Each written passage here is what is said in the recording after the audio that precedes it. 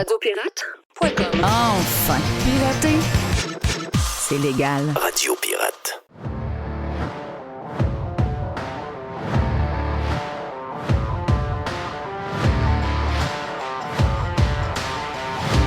La seule place dans le monde où ça parle autant de rougeole, c'est où vous pensez? Au Québec. Ah non, les soaps québécois sont extraordinaires. On aime domiser la place comme ça, aucun sens. Est-ce que tu as eu tes vaccins de la rougeole? Jerry, on cherche. Il y a une chasse en ce moment. J'ai dû avoir un vaccin pour la rougeole quand j'étais petit, mais je m'en souviens pas. OK. Moi, je pense qu'on a eu la rougeole, nous. Ou on a eu la picotine. Je ne sais plus trop c'était quoi la patente. Les oreillons. Ouais, j'ai pas eu les oreillons. Je sais que Mr. White me dit qu'il y a eu les oreillons, mais moi, j'ai pas eu les oreillons. En tout cas, je sais pas. Là. Mais on cherche. On cherche. On en a parlé tantôt dans le Prime. Mais c'est parce que là, je suis en train de faire le tour des nouvelles. C'est encore un gros sujet, même aujourd'hui. Là. Il y a un buzz rougeole. Et juste rappeler, tu me l'as dit tantôt, mais je veux me rassurer que le chiffre est toujours le même. Combien de personnes ont la rougeole au Québec en ce moment? 10. C'est vrai. C'est le dernier chiffre. J'ai checké. Arrête. Ouais. C'est 10. C'est à Laval et à Montréal. OK. Donc, dans les quartiers où il y a beaucoup d'immigrants. Ils peuvent le dire. Mais il n'est pas marqué, mais c'est ça pour vrai. Là. Ah, c'est juste ça. C'est juste ça. Oui, donc, laissez faire les... parce que là, le TVA est à la chasse aux anti-vaccins de la COVID. Ils font des panels. Ouais, là, les anti-vax COVID, ils sont rendus anti-vax full, sont en train de tomber. Non, c'est pas eux autres, là. Les anti-vax COVID, c'est des anti-vax rougeole. Ouais, qui t'a mis ça dans la tête? C'est toi-même qui t'as mis ça dans la tête, là. Oui. T'as aucun data qui te montre ça, là. Va voir de quel quartier on parle à Montréal. Va voir de quel coin on parle. Oui, on peut faire un lien avec la COVID parce que ce sont des gens qui se sont tenus debout pendant la COVID, puis il y en a bien un paquet de gens là-dedans. Des communautés, je dirais, des immigrants qui ont décidé. Certaines communautés, on en a parlé tantôt dans le Prime, on disait, regarde, les Latinos, ils ne veulent rien savoir. OK, les Latinos, eux autres, les vaccins COVID, c'était relié à une histoire de fertilité. OK? Donc, ils ne voulaient rien savoir. Donc, beaucoup, ils n'ont jamais dit pendant la COVID, ils ont envoyé des camions avec du monde, avec des speakers, pour essayer de parler toutes sortes de langues, pour essayer de faire comprendre au monde que c'était le temps de se faire. Mais ils n'étaient pas capables, dans les conférences de presse, de dire les immigrants de plusieurs pays, peu importe leur origine, semblent être réfractaires au vaccin de la COVID. Bien, eux autres, c'est pas juste les vaccins de la COVID. Là. Ils ont souvent des vaccins pour d'autres affaires, là, mais il y a des choses qu'ils ne pensent pas. Mais pas le dire. Au lieu d'attaquer tout le monde, au lieu d'essayer de, encore une fois, se servir de ça pour attaquer le monde, qui se sont tenus debout pendant la COVID, et de faire des cristiliens douteux qui sont... où il n'y a pas d'histoire, il n'y a pas de data, il n'y a pas de fait nulle part qui fait un lien entre 10 personnes qui ont eu la rougeole depuis quelques semaines au Québec. C'est ça. Et le fait que des gens qui se sont tenus debout pour ne pas avoir les vaccins pendant la COVID, il n'y a aucun lien entre les deux. Aucun. Mais TVA le veut. Ah, ils veulent-tu? TVA le veut. C'est puis ça, là, la personne qui écoute, puis qui est nerveuse, la madame, le monsieur qui écoute, là, qui est dans son lazy boy, puis qui est 2 heures d'après-midi, puis écoute ça, là son nerve. Ouais, faut-tu aller se faire vacciner pour la rougeole? On va peut-être mourir de tout ça. Tu sais, ça stresse le monde, là. Il y a du monde, là, qui sont bien stressés de ça, là. La rougeole, là. Ça va être la rougeole à la grandeur. By the way, je suis sur le site du INSPQ. Oui. Ils disent que la rougeole, c'est écrit sur le site, là. Je vous le dis ce qui est écrit là. La rougeole a été éliminée au Canada en 1998, officiellement. OK? Et ils disent que dans le monde entier, ça c'est des données de l'OMS, la rougeole, c'est en Afrique, où il y a des cas de rougeole, okay? Il y en a plus, là, c'est en Afrique, dans la Méditerranée orientale, donc on s'est entendu tout dans le coin de la Syrie, là, puis l'Orient de la Méditerranée, là, on s'est entendu, puis en Asie du Sud-Est. Ben, c'est ça. L'affaire, c'est que la rougeole, présentement, c'est des personnes qui... c'est des nouveaux arrivants au Canada, tout simplement. C'est aussi simple que ça. Mais pourquoi ils ne sont pas capables de le dire? C'est quoi qu'ils ont peur? Pourquoi ils sont pas capables de le dire? Ben, moi, c'est on quoi, le là? dit, Ils vont passer pour des racistes. C'est quoi l'histoire? Ils ont dit. Pourquoi ils essaient de mettre ça sur le dos des Québécois qui se sont tenus debout contre l'histoire du vaccin COVID qui nous était rentré dans la gorge par ils veulent les encore médias diviser, et par les politiciens? C'est quoi l'affaire? Ils veulent encore diviser le monde. Tu veux pas diviser le monde, Christophe? Les vaccins sont là pour les enfants qui sont à naître. Les enfants arrivent au monde puis ils ont un carnet de vaccination. Mais l'autre affaire, est-ce que les Québécois vont réaliser que les médias essaient de créer des feuilletons, des soaps, OK? Pour essayer d'avoir de l'écoute, pour essayer de survivre. Ces gens-là sont en train de mourir, OK? Mourir! Pas à peu près. Écoute, j'ai regardé des chiffres hier. Je vous dis ça de même. Vous allez comprendre un peu pourquoi ils essaient. Tu sais, la semaine passée, c'était un dindon sauvage. Là. Ils ont essayé de soulever qu'on avait quasiment une invasion de dindons, puis que les dindons allaient nous attaquer, puis qu'ils allaient nous courir après. Là. Oui. C'est quasiment une histoire d'extraterrestre. Moi, j'étais quasiment content. J'ai dit qu'on va on va en mettre un sur la table. Ben moi, oui. je pensais à le manger. Non, c'est pas mangeant, pareil. C'est pas mangeable, les dindons sauvages? Ça a l'air que c'est pas bien bon. OK. Mais, écoute bien, je regardais les chiffres. Ça, c'est le Pew Research Center qui nous sort les chiffres pour les États-Unis. C'est où que vous vous informez, OK? Si vous avez 65 ans et plus, je te dirais que de loin, c'est la télévision, OK? Bon, il y a un peu de news, une petite affaire dans les sites web. Pas pire sur la recherche sur Google. Ensuite, un peu de podcast, beaucoup de TV, très peu de journaux et très peu de radio. Donc, la télévision là, qui essaie de vous monter ça. Eux autres, là, cette crowd-là, ils savent que quand ils partent un feuilleton de même, c'est un hit. Les gens ont peur, puis là, ils se mettent à écouter plus. C'est bon pour leur business. Ils sont en train de mourir, là. N'oubliez pas, là. Mais la fin est vraiment proche. 50, 64 ans, eux aussi, c'est à peu près un peu moins de TV. Mais surprenamment, les X sont accrochés à la TV beaucoup plus qu'on pourrait le penser. Mais c'est quand on tombe en bas de 50 ans. Wow! La TV disparaît complètement. La TV disparaît complètement. Les journaux sont plus là. La radio est à peu près au même chiffre. Là, ce qui monte dans ce temps-là, c'est les social media, les searches sur Google et les choses de même, les podcasts. Et quand vous tombez dans le 18-29 ans, vous êtes carrément dans le groupe d'âge qui s'informe sur les réseaux sociaux, s'informe par Google et s'informe par les podcasts. Eux autres, ils n'ont pas de TV, ils n'ont pas de journaux et ils n'ont pas de radio. Zéro de même. Donc, c'est ça qui est en train de se passer.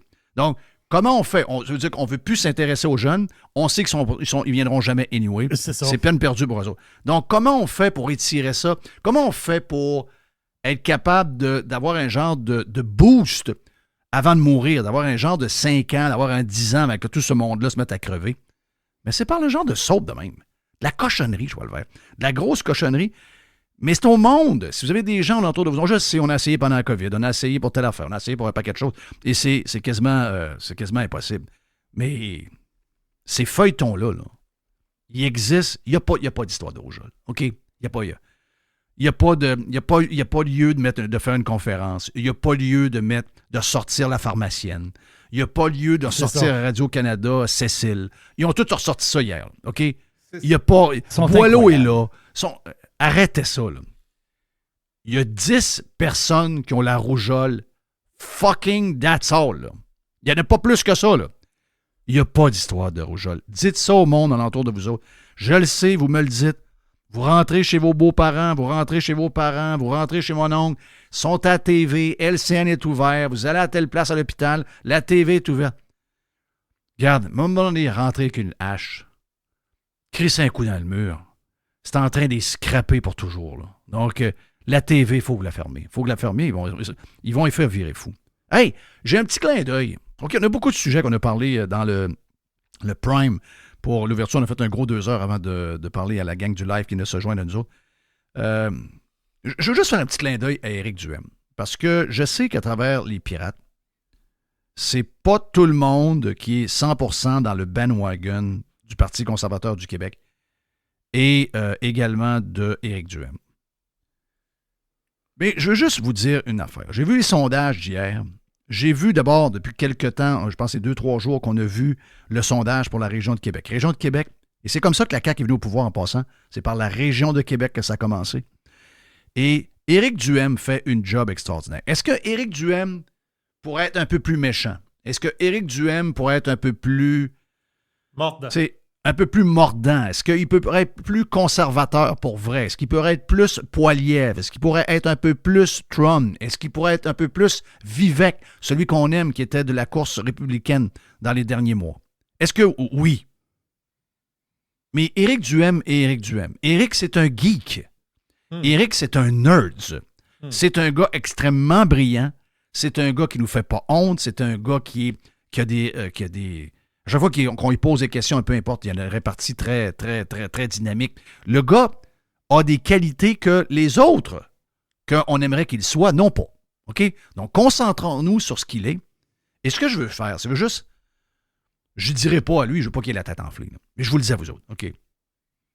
Je regardais les sondages. Bon, la région de Québec, il mène. Au Québec, s'il y avait une élection aujourd'hui, merci à Jim d'avoir mis le tableau, je pense que c'est hier, c'est le Parti québécois minoritaire qui aurait à peu près 53 sièges. Il y aurait le Parti libéral en deuxième parce qu'il y a 25, 26, 27 places au Québec qui vont toujours voter libéral, peu importe ce qui arrive. 27 sièges. La CAQ serait à 22 sièges. Oh yes. On va dire comme le gars de CNN quand il parlait de Trump hier, j'ai comme une petite érection. On va le faire entendre tantôt. Mais donc la CAQ troisième, c'est fun. Ah, c'est bon. La gang de QS, malgré toutes les mamours des médias, ne vont nulle part. Ils sont à 15 encore. Mais le Parti conservateur de Éric Duhaime en aurait 8, avec une possibilité de 12. Oui, c'est ça, là. Ça, c'est intéressant, là. Ce que je veux dire, c'est que peu importe qui on va mettre, on aura toujours des choses qu'on n'aura pas par rapport à un autre qu'on va voir. On est dans cette époque-là. OK? L'époque de l'image. Mais Éric fait une crise de job. OK? Moi, j'ai l'histoire des Kings, je tanné. Il y a des affaires que j'aimerais que Éric fasse de manière différente, mais c'est quoi? C'est pas moi qui est là. C'est lui qui est là. Je veux juste vous dire une affaire, c'est que Éric Duhaime a parti un parti qui était bien structuré, bien monté, parce qu'il y avait des gens, il y avait des gens intelligents qui sont encore là aujourd'hui. Adrien est encore là. Adrien a fait une job extraordinaire. OK? Adrien a fait une job incroyable.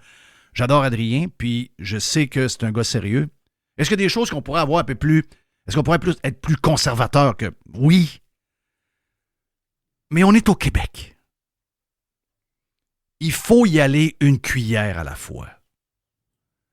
Si on y va comme moi j'aimerais que ce soit, comme vous aimeriez que ce soit, vous savez que les gens alentour de vous autres qui ont peur de la rougeole... On l'oublie, ça. On serait pas capable de prendre ça. On l'oublie à qui on l'a affaire. C'est ça l'histoire. Oui. On l'oublie. Il faut pas... Si on se fait juste plaisir à nous autres, on n'est pas assez nombreux pour changer les choses. Si on veut changer la patente, il faut convaincre du monde qui ont l'intention d'aller voter pour le Parti québécois. Tu sais, come on. Le Parti québécois. Parce que pourquoi? Vous quittez la CAQ, vous en allez au PQ. C'est quoi là? C'est la même gang. Il faut convaincre ces gens-là de partir de la CAQ et de s'en venir avec nous autres. OK? C'est pas parfait. Je le sais. J'en entends des histoires. J'entends des patents. C'est pas parfait. Tout le monde a le droit à son opinion, puis tout le monde a sa vision, puis c'est correct. Quelqu'un qui... J'en ai une coupe. Ah, Jeff, tu devrais pas abandonner Maxime Bernier. Oui, j'abandonne Maxime Bernier pour la raison suivante. C'est que le Canada est devenu une risée à la grandeur du monde. La priorité numéro 1, c'est de mettre une autre personne que Trudeau. Ça nous prend Poilievre au plus crisse. On ne peut pas gagner avec Max. J'aime Max. Je pense que Max devrait s'unir au parti négocier des patentes, puis il devrait avoir un poste important dans l'équipe de Poilièvre. J'adore Max.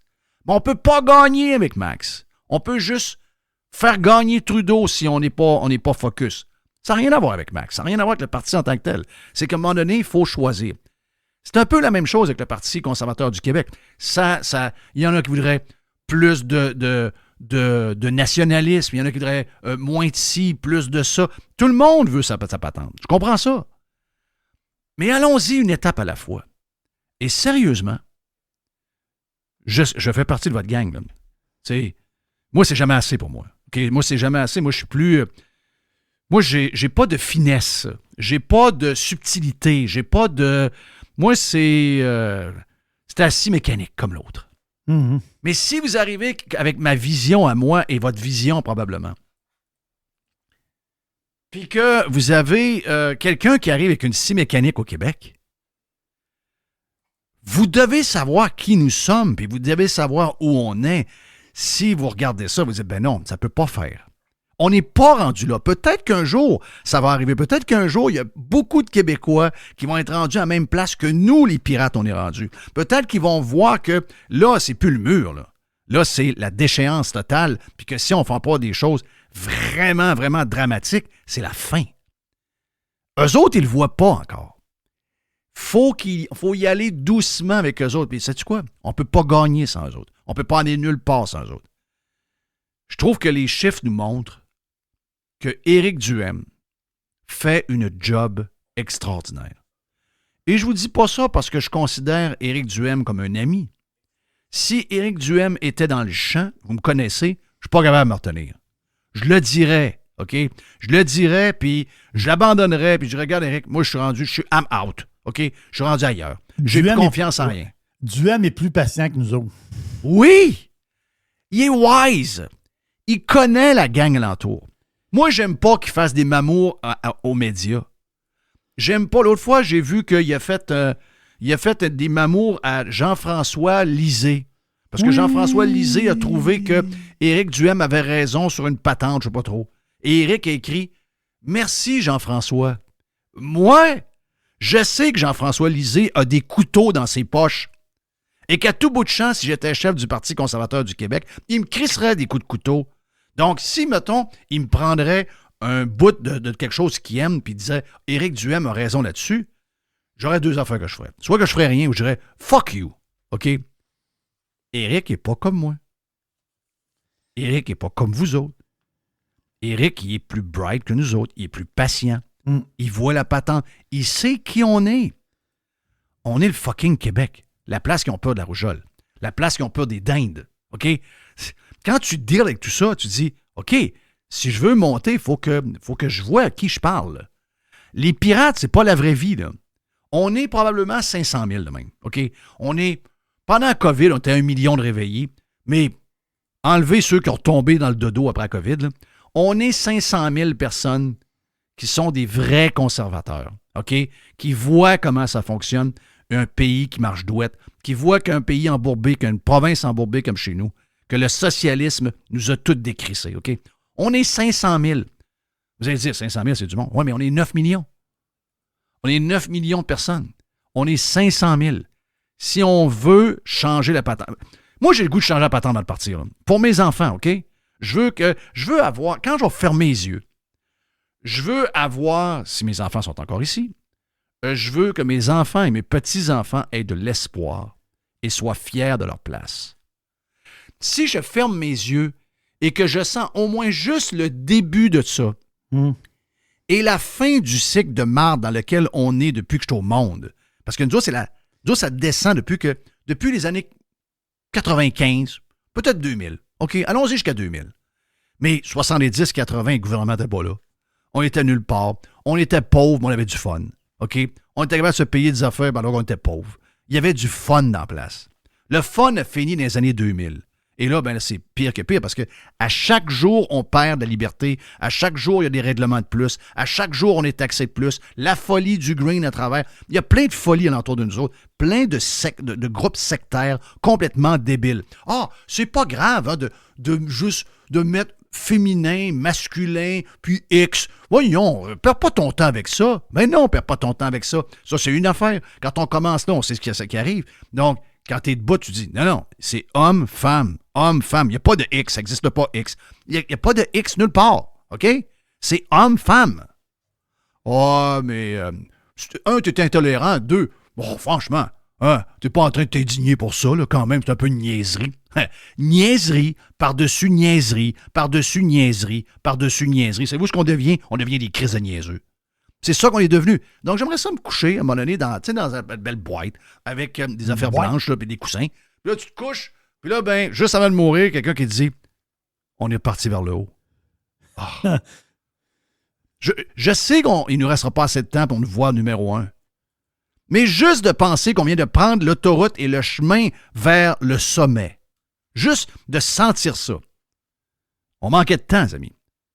Éric Duhaime, il pourrait mettre le pied sur le gaz. Il pourrait tout arracher, là. Mais on n'est pas les Argentins. On n'est pas les Américains. Exactement.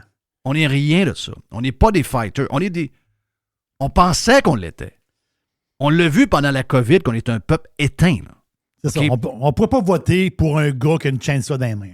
Jamais. Oublie ça, là. Donc, on est ce qu'on est, là. Il faut faire ce constat-là.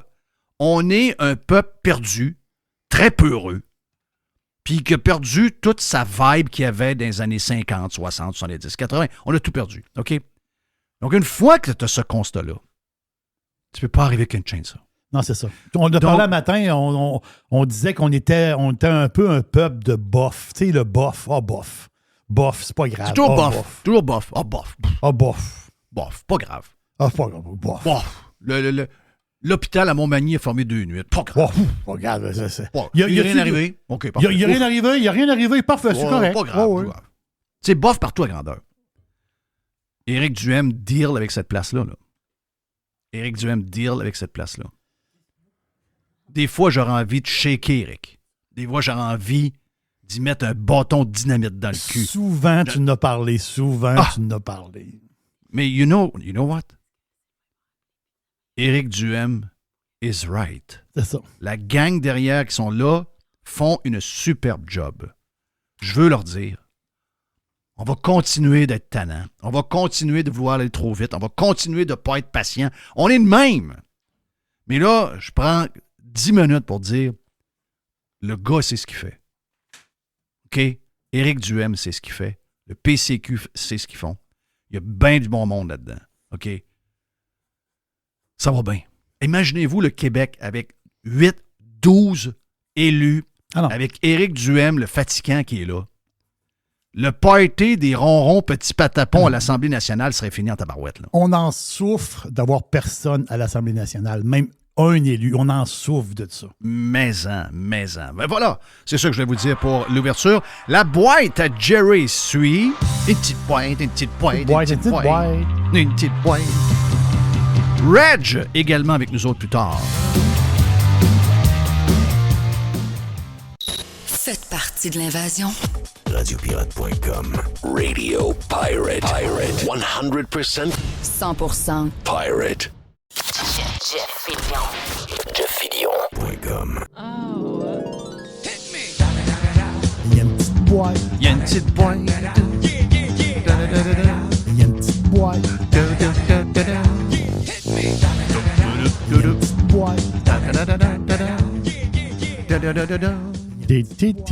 Une petite boîte.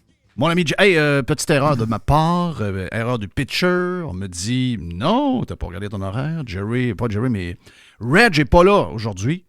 Donc, c'est ça. Reg n'est pas là aujourd'hui. Je ne sais pas si on va l'avoir plus tard cette semaine, mais Reg est pas là. Est-ce qu'on va l'avoir un autre tantôt, Mr. White? Y a-tu en avion? On travaille pour plus tard dans la semaine. Là. Hier, il m'a pas. Il a juste dit demain, c'est impossible. Il m'a dit ça. OK, c'est bon. Parfait. Dans la petite boîte, j'ai fait on va parler tantôt à Steph Bruyère. Oui. Puis, on va parler dans le live et dans le prime à Steph. Oui, parce que exactement. La raison pourquoi, souvent, Steph est dans le...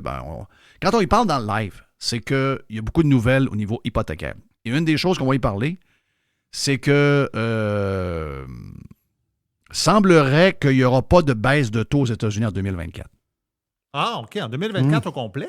Oui. Hein? Parce que l'économie est trop forte My God. pour baisser les taux. Donc, l'économie étant trop forte, s'ils baissent les taux, ils ont peur que ça reparte l'inflation. Tu comprends? Est-ce qu'au Canada, on pourrait faire différemment?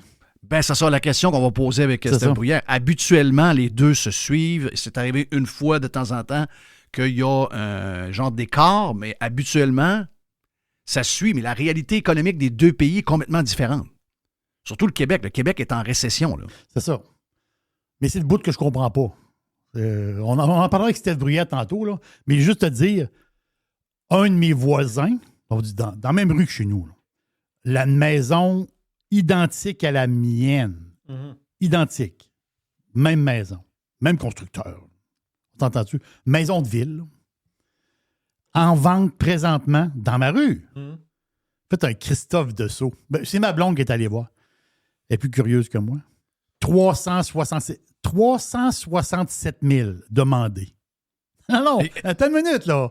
Et à la base, quand ces maisons neuves-là ont été vendues, c'était combien? À la base, ben, il y a 22 ans, tu veux dire? Oui. Il y a 23 ans. 23 ans, c'était... 23 ans, ça veut dire que c'était des maisons près de 79 000, 90 000? Non, 110 000 avec le terrain. 110 000. Ouais, j'aurais dit ça. Mais... C'est ça, 110 000 avec le terrain. Non, mais t'as peu, là. Avec le terrain. Attends une minute, là. Ça, c'est le top du top du top du top. Parce que, tu sais, moi, je l'ai vu, parce que quand ça fait 23 ans que tu t'habites à la même place, 24 ans, je vois 23 ans, là, on va dire 23. 23, tu habites à la même place, ben, tu vois le prix des maisons qui se vendent autour de toi, tu sais, au long des années. Tu sais, à un moment donné, tu sais, ça a pogné comme un genre de 200 quelques mille. Là. Je dis, puis ça s'est vendu tout de suite, là. Ça a pris même pas une semaine. Vendu. À un moment donné, on était dans les 2,50, là, dans les 2,80. Ça durait un bon bout dans les 2,80. À un moment donné, on pognait un genre de 300. Puis là, je me disais, wow. Puis là, je fais des blagues. Je fais des jokes avec ma blonde. On va vendre, on va aller en condo. Ben oui. Tu sais, la joke, là, la joke. Mais là, c'est comme le Bitcoin. Là. Moi, ma maison, on dirait que c'est un Bitcoin. Oui. Non, Christophe, 360, c'est de gérer Bitcoin. C'est-à-dire. Payé 110, vendu 367, pas d'impôt. Bon, c'est ça. Je le regarde, là, parce qu'il y a un gros B sur ma maison. C'est-à-dire, tabarouette. Puis j'ai hâte de voir quand elle va se vendre. Parce qu'elle vient de se faire mettre en vente il y a une semaine ou deux, maximum. Il peut-tu avoir une surenchère, tant qu'à ça? Ben, arrêtez, ça n'a pas de bon sens. En tout cas, non, hey, faut que je te parle, Jeff. C'est crazy pareil. Non, c'est comme crazy. Je vais en parler avec Steph tantôt. Dans le coin de La Prairie, Montréal, je ne sais pas si tu as vu ça, c'est Bombardier qui veulent ouvrir un gros centre de distribution. C'est énorme, là. On parle d'un bâtiment qui va coûter 100 millions de dollars. C'est énorme. 700 000 pieds carrés. C'est énorme. Ça, là, ce centre-là, ça va être la plaque tournante de toutes les pièces Bombardier. On s'entend-tu que Bombardier, ils ont une gamme de produits immense. Là. On parle de BRP. Là. BRP. Donc, BRP, Sea-Doo, côte à côte, etc. Ça va être la plaque tournante de toutes les pièces mondiales pour fournir les 2600. Ils ont un peu plus que 2600 concessionnaires dans le monde. Donc, c'est vraiment énorme. Mais l'affaire, c'est que l'histoire du bâtiment, tout ça, dans le coin de la prairie, là, c'est sûr que quand tu bâtis une affaire, il y a des affaires locales. Moi, je ne connais pas la prairie. Là, je ne connais pas la situation en tant que telle. Mais c'est sûr qu'il y avait une patente green qui sortait. La rainette faux-grillon. Non, ils sont malades. Ouais. La grenouille. OK. Rainette faux-grillon. Non, c'est des malades. C'est Attends des malades. C'est des grands malades. Mais là, c'est Jeff, des grands malades. Ils vont aménager une espèce de, je vais le dire dans mes mots, là, une espèce de bassine, une espèce de petit campement de rainettes faux grillons dans le secteur pour pouvoir bâtir la bâtisse. Elle va se faire, la bâtisse, là. Mais j'ai une réflexion en arrière de tout ça. Comment qu'on va faire pour construire des barrages? Oublie ça. Si on construit dans un parc industriel, OK, si on a de la misère à construire dans un parc industriel à La Prairie, un bâtiment énorme pour Bombardier. On s'entend-tu que c'est Bombardier, là? C'est pas une compagnie qui a un nom bizarre qui arrive d'ailleurs. Non, c'est Bombardier. Christophe, ça coule dans nos veines, là. Comment qu'on va faire pour commencer à harnacher des rivières? Comment qu'on va faire pour bouger? C'est impossible. C'est impossible. Faut s'occuper de la rainette Faux-Grillon. C'est encore lisse la rainette Faux-Grillon. Là. Hey. On va en mettre dans le beurre à l'ail. Oui, c'est ça, des cuisses de grenouilles. Les cuisses de grenouilles. Excusez-moi, là, j'avais promis de plus sacrer. Là. Oui, c'est vrai. Oui. Ah, excusez-moi, mais là, la rainette là, commence à en avoir mon casque. Écoute, c'est... Je sais que mon affaire est dure à comprendre, Jerry, là. Mais quand j'ai parlé l'autre fois avec Éric Duhem ou d'autres de l'histoire de Nordvolt, OK? Je suis déchiré complètement. J'ai aimé ton point. Parce que je suis aussi déchiré par rapport à ça. Je ne veux pas... Le projet est très douteux. Ça se peut qu'on se casse la gueule avec ça. Ben moi, le projet, à cause du financement public, je ne le veux pas. Oui. Parce que l'argent qu'on a mis là-dedans, c'est trop gros et c'est dangereux. C'est un start-up, c'est une compagnie qui n'est pas établie.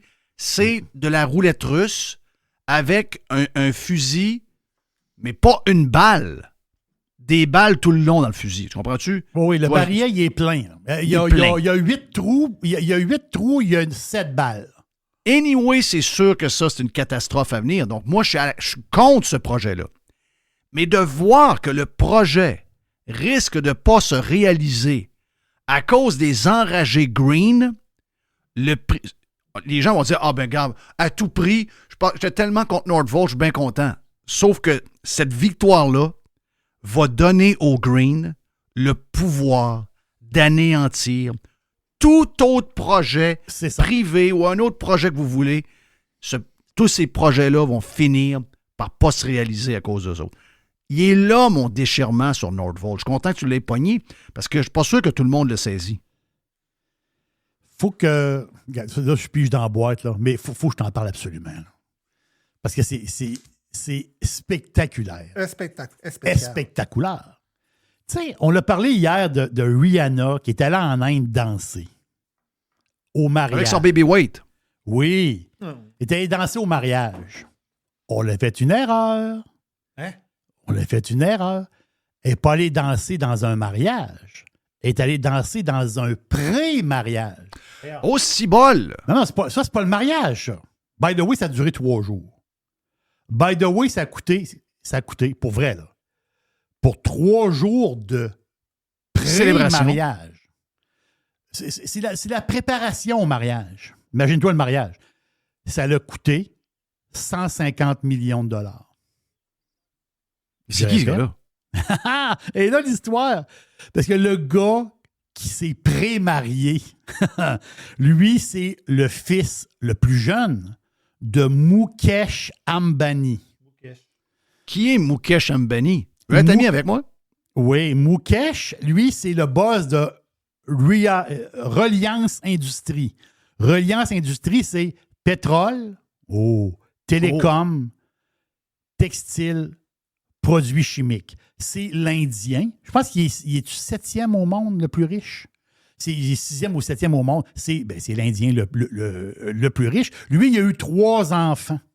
Il a eu 3 enfants. Il a eu 2 gars, une fille. Donc, un gars, une fille, un gars. Lui qui s'est pré-marié, c'est le dernier, c'est le jeune, qui a 26 ans.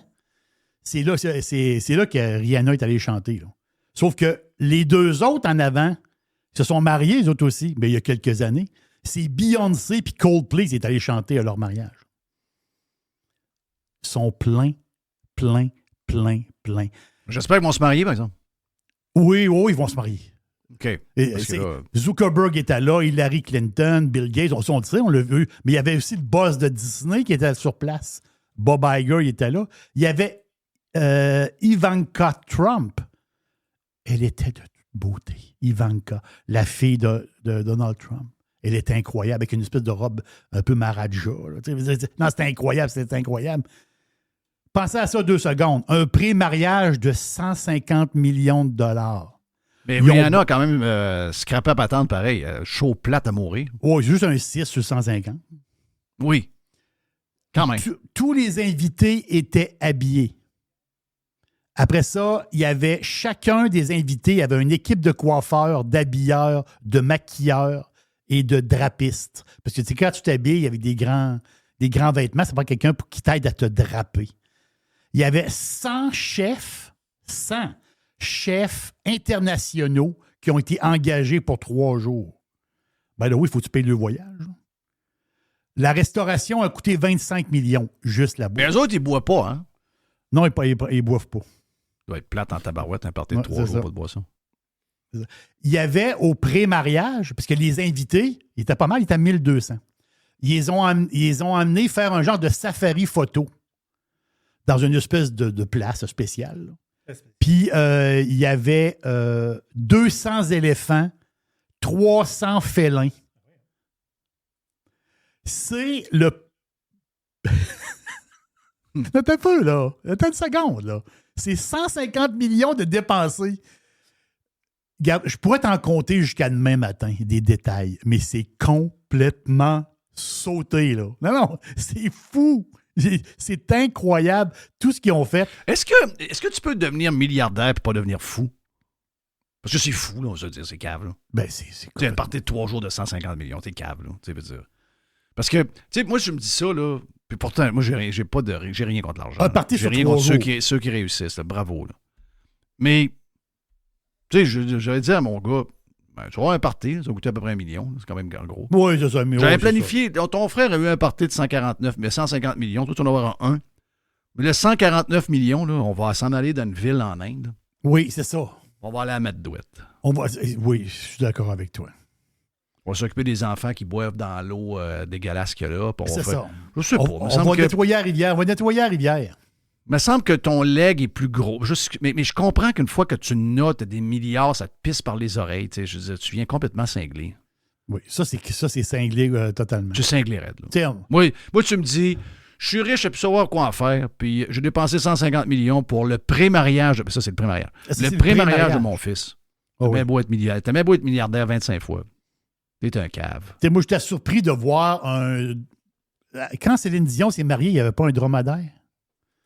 Hey, ça, c'était pas beau. Là. C'est ça un chameau ou un dromadaire? C'est ouais, je sais pas trop. Je pense. En tout cas, mais en tout cas, il y avait- Je sens qu'il y a 2 bosses. Il y avait deux... il y avait un chameau. Donc, il y avait un chameau. Eux autres, il y avait 200 éléphants puis 300 tigres. My Non, God. dans le Jeff, ça se peut pas, là. C'est complètement sauté. La chronique que j'ai lue là-dessus, là, c'est impressionnant. J'ai des petites patentes à traquer. J'ai un... Faut que je fouille dans le bois. Ah oui, ça, c'est capoté. En ce moment, t'es-tu encore actionnaire d'Apple? Non. Non, je suis plus. Puis là, Apple est en train de s'en venir au prix que j'ai vendu. Voilà. Donc, t'étais un peu soucieux. L'automne passé, tu disais qu'Apple, dans le mois de décembre, à peu près, grosso modo, le stock a quasiment accroché le 200 piastres. Ben, je commençais à être soucieux de la Chine. Et c'est la Chine qui est en train de mordre les faufounes de Apple. C'est ce qui se passe présentement. C'est depuis le début de l'année 2024. Il n'y a pas beaucoup de temps de passer, mais quand même, faut qu'il y ait un retournement. C'est moins 24 de vente de moins de iPhone en Chine. Moins 24 Puis Huawei, le compétiteur, eux autres sont à plus 64 Donc, Apple est tombé 4e en Chine. En ce moment, il y avait presque 20 du marché. Là, il tombe, il est à 19 points quelques, là, quasiment à 20 du marché. Là, ils sont à 15 du marché. On s'entend-tu qu'il ne faut pas que l'année continue de même? Là, on commence l'année. C'est parce que les pourcentages en Chine sont 1 milliard quelque chose. Voilà, les pourcentages sont énormes. Là, tu te dis, oui, mais là, c'est juste... Non, la Chine, c'est une grosse partie de la vente des iPhones. C'est quoi qui fait que les Chinois vont sur des téléphones locaux? Huawei, c'est chinois? C'est chinois. La face, c'est que... puis c'est pas parce qu'ils s'en vont dans des téléphones bas de gamme. Au contraire, c'est le Mate 60, excuse-moi. C'est le Mate 60 de Huawei qui est sorti, je pense, il y a à peu près 4-5 mois, ce téléphone-là, qui est qualifié comme un téléphone haut de gamme. Et c'est lui qui compétitionne justement l'iPhone, les iPhone Plus, etc. Puis, je sais pas je sais pas pourquoi la décision du client de laisser l'iPhone pour un Mate 60, mais quand même, mais je pense qu'il y a une petite différence d'argent, là. Parce que Apple, Y a-tu une folie d'achat local? C'est ça, je veux savoir. ben c'est ça l'histoire, je sais Le pas. panier bleu chinois. Ouais, un genre de boudage de la Chine envers les États-Unis. Ça se peut très bien, parce que là, présentement, Apple donne un rabais de 180$ sur le téléphone. Un téléphone, là, il y a un genre de deal présentement en Chine, il y a un genre de 180$ de rabais, puis ça n'a pas empêché les ventes les ventes continuent à descendre. Fait que, tu sais, il y a une question, en ce moment, le marché, des fois, est un petit peu frileux, même si le marché va très, très bien en général. Mais là, Apple, on est rendu à 170$. Là. Oups, il y a un petit... est-ce que c'est le temps d'embarquer? J'ai aucune idée. Mais je veux dire, en ce moment, en Chine, on va le dire, ça fait dur. Là. Ça fait dur. En parlant de téléphone, la technologie. À 160, Jean-Marc. Bon, bonne idée. Je vais aller voir... le boursicotage, c'est le mercredi. Oui. Je vais aller voir le graphique d'Apple, puis je vais te faire un petit compte-rendu. Yes. Tu sais, les nouvelles technologies, Jeff, quand tu es en 1876, la nouvelle technologie en 1876, c'était quoi? C'était le téléphone. C'était l'arrivée du téléphone. Monsieur Graham Bell, c'est lui là, qui a inventé le téléphone en 1876. Capoté pareil, parce que faut se mettre dans le contexte. Ah, c'est de l'enfer. Non, c'est une révolution. Tu peux parler à une personne à distance. Qui est loin. Parce qu'avant ça, avant le téléphone, pour parler à quelqu'un, il fallait que tu prennes un papier, t'écrives une lettre, puis t'envoies quelqu'un porter la lettre. C'était ça. Je comprends qu'on a déroulé de la fibre optique beaucoup là, dans les océans, puis tout ça avec le web. Là. Charles Sirois, un Québécois, a été précurseur là-dedans en passant, il faut le dire. Oui. Mais il y avait quand même une structure de câblage de cuivre qui a commencé la patente, tu comprends? Tandis qu'eux autres, je sais qu'il y avait un peu de fil pour les télégraphes et les patentes de même, mais tout était à faire. Là. Tout était à faire, les poteaux, tout était à faire. Oui. Tout au complet. Donc, le téléphone... Assez de penser à ça aujourd'hui. Là. Ah non, c'est incroyable. En 2024, on va demander au gouvernement, il y a un gars qui a une idée, il a trouvé un moyen, puis on va mettre des poteaux partout avec des fils. Ça aurait été impossible. Là. Non, impossible. Impossible, parce qu'ici, on ne peut plus rien faire. Donc, toutes les technologies qui ont changé le monde et qui nous permettent d'être ce qu'on est aujourd'hui, incluant l'électricité que tu as parlé tantôt, c'est des choses qu'on ne pourrait pas recréer en raison de la folie verte. C'est vrai. Et de l'acceptation sociale. L'acceptation sociale. L'acceptation sociale. Donc, le téléphone, Jeff, ça l'a pris. Parce que c'est un clin d'œil. J'ai aimé le tweet du gars. C'est un clin d'œil, mais ça prouve comment que c'est spécial, la technologie. Donc, ça a pris 75 ans pour que le téléphone aille 100 millions d'utilisateurs. Donc, du début du téléphone, ça a pris 75 ans pour avoir 100 millions de personnes qui l'utilisent. Le téléphone cellulaire, quand il était inventé, le cellulaire, quand il était disponible au monde, ça a pris 16 ans pour avoir 100 millions d'utilisateurs dans le monde, je pense. L'Internet, quand l'Internet était disponible pour tout le monde, ça a pris 7 ans. iTunes, ça a pris 6 ans. Twitter, X, quand Twitter a commencé, ça a pris 5 ans avant d'avoir 100 millions d'utilisateurs. Facebook, 4 ans. WhatsApp, 3 ans. Instagram, 2 ans. Pensez à ça, là. Tu pars quelque chose, tu pars Instagram, 2 ans après, il y a 100 millions d'utilisateurs. Là. Pensez à ça, la vitesse. Là.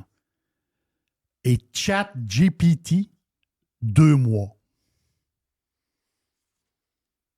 2 mois pour avoir 100 millions d'utilisateurs. Arrête. 2 mois. 2 mois? Pas 2 ans, 2 mois. 100 millions, mais le monde, ils font quoi avec ça? Ils s'en servent pour traduire, ils s'en servent pour des images, ils s'en servent pour du texte. OK, je pensais pas que ça allait être grand public au début, ChatGPT. Oh, c'est très grand public à ce temps. Wow! Mais c'est sûr que l'utilisation plus sophistiquée, c'est les entreprises qui vont l'utiliser, mais monsieur, madame, tout le monde, ils font des images, ils font des textes, ils traduisent des textes, ils vont... le Doc Boucher nous en a parlé. C'était très, très bon, son histoire. Hey, il y a un pirate, je regarde... OK, j'ai une dernière petite affaire. Ouais, tout à fait. Une dernière petite affaire. Il y a un pirate, parce que moi, je communique beaucoup avec les pirates, puis c'est le fun. Jerry@radiopirate.com. Des fois, vous avez des petites affaires, c'est le fun. Jerry@radiopirate.com, puis j'aime ça vous lire, puis des fois, je vous réponds. Puis il y a un pirate en ce moment qui est en vacances à Paris. Une petite vacance à Paris. Je ne sais pas s'il est en vacances 100% ou il est allé en partie pour le travail. Je l'ignore. Mais il m'a envoyé, puis lui, il est allé manger dans un restaurant à Paris. Puis, un restaurant vraiment le fun. Tu sais, à Paris, ils appellent ça des brasseries françaises. Brasserie française, c'est quoi? Des repas, assez simples d'une manière. Steak frites? Oui, exactement. Steak frites fait partie de la bouffe des brasseries françaises. Une belle entrecôte avec des frites. Vous voyez le genre. Sauf que, souvent, les brasseries françaises, il y a une nappe à la table. Là. Vous entendez-tu? Là? Il y a une nappe à la table. Le serveur a un tablier. Là. Vous voyez le genre un peu? Moitié chic, moitié casual. Vous voyez un peu la patente. Là, lui, c'est un lundi soir. Ben, lundi soir, c'est pas mal hier. Là. Lundi soir, il y avait une file d'attente devant c'est Chartier que ça s'appelle? Bouillon Chartier. Je pense qu'il y a 3 restaurants à Paris de Bouillon Chartier. C'est un lundi soir. Il y a une file sur le trottoir pour le restaurant. Juste ça, tu dis, OK, je comprends que tu es à Paris. Je comprends ça. Là. OK? C'est une mégapole. Je comprends ça. Bière Cronenbourg, 3,50 €. Un martini, 3,50 €. Un pichet demi-litre de sangria, 6,40 €. Les bouteilles de vin, entre 10 et 18 €. Une entrée. Poireaux. On a toujours pensé que c'était cher, la France. Poireaux vinaigrette. Une salade avec de la vinaigrette. Une belle salade avec des poireaux vinaigrette. Quelque chose de bien cute, là. OK? 3,50 €. La terrine en entrée. Une belle petite terrine avec des biscottes, des affaires. 3,70 €. Oh, ils ont mis 20 cents. Ils ont mis un petit 20 cents d'euros de plus. Un bar entier. Dans un bar, c'est un poisson. Un gros morceau de poisson. Un morceau de poisson. Un poisson cuit au four avec les légumes. 13,80 €. Le steak frites que tu viens de parler, Jeff. 13,20 €. Ben voyons. Une assiette avec des saucisses puis des frites. Le plat de saucisses et frites. 7 €. Puis là, je dis, je vais aller voir dans le menu. J'ai fouillé dans le menu. 2,60 € un frite. Le poulet fermier. Donc, tu as un morceau de poulet. C'est soit une cuisse, soit une poitrine. Ça vous dit quelque chose? Soit une cuisse, soit une poitrine avec des frites. Puis la petite sauce, les affaires à côté. 10,50 €. Comme dessert, une crème brûlée, 3,20 €. Ça, Jeff, là, tu es chez Chartier à Paris. Il y a une nappe à la table. D'abord, il y a une nappe blanche à la table. Il faut qu'il lave la nappe quand il est parti. Là. Il y a une nappe blanche, puis le serveur a un tablier. C'est ici que ça ne marche pas à patente. Là. Ça marche pas pantoute. Ici, ça ne marche plus. Là. Ça marche pas pantoute. Arrêtez, il faut que ça arrête. Là. Faut que ça arrête. Là. Faut que ça se termine. Là. Ah, c'est malade. C'est malade. Thank you pour la petite boîte. La petite boîte. Je sens m'avoir quelque chose de bizarre, moi, dans mes affaires. Je pense que je viens d'être hacké sur mon Facebook. Pas le fun. Il y a une petite boîte. Il y a une petite crosse. Il y a une petite crosse. Il y a une petite boîte. Il y a une petite crosse avec Facebook. Il y a une petite boîte. Tu le sais que t'as envie d'écouter. No commercials, no limits. Radio Pirate. Radio Pirate. Pirates Wanted. Please stand up! Tu sais, Jerry, que je suis suis un père, comment ça s'appelle ça? Quelqu'un qui est monoparental. Oui, t'es monoparental, oui. Je suis monoparental. Je suis père de Tiger seul cette semaine. Tiger? Et Tiger, le matin, je vais faire quelques besoins, mais il y a quelques affaires. Je peux pas le dire parce qu'il entend des mots, là, mais M-A-R-C-H-E. Donc, il a besoin de ça. Donc, habituellement, c'est toujours vers 9h30, 9h30, ou 8h30, 9h. Et là, vous allez comprendre que là, moi, je peux pas. Là, on commence, nous autres, à 7h le matin. On commence à se préparer à 5h. Mais je veux dire, à 7h, 7h30, la machine à saucisse commence. Puis après ça, on y va, go, go, go, go, go. Mais là, lui, je me fais fixer en tabarnache là. Il me regarde dans les yeux sans cligner. Là. Comment ils font, hein? Comment ils font pour être... Dans même, ils checkent, là. Il bouge pas en tout. Ça fait 5 minutes qu'il me check en voulant dire si tu penses que tu m'as oublié, toi, moi, je t'oublierai pas. C'est incroyable. Extrêmement concentré. C'est l'enfer. J'ai mon ami Bruyère avec moi, Stéphane Bruyère, avec ses écouteurs orange, rosé, je sais pas trop quoi. Toujours un style à la Steph Bruyère. Spectaculaire. Au lieu d'acheter, je recycle ce que j'avais. C'est correct, ça. Ça, c'est très bien. Faut économiser toutes les affaires qu'on a. Faut faire attention parce que on ne peut pas tout prendre les ressources quand même. On a un côté green. Bon, qu'est-ce qui arrive, là? Qu'est-ce qui se passe? D'abord, raconte-moi ça un peu.